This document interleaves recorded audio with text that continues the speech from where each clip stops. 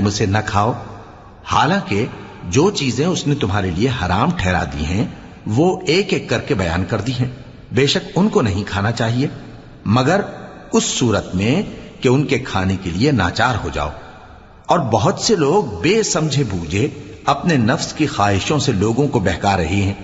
کچھ شک نہیں کہ ایسے لوگوں کو جو اللہ کی مقرر کی ہوئی حد سے باہر نکل جاتے ہیں تمہارا پروردگار خوب جانتا ہے۔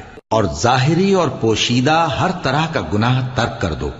جو لوگ گناہ کرتے ہیں وہ عنقریب اپنے کیے کی سزا پائیں گے۔ اور جس چیز پر اللہ کا نام نہ لیا جائے اسے مت کھاؤ کہ اس کا کھانا گناہ ہے۔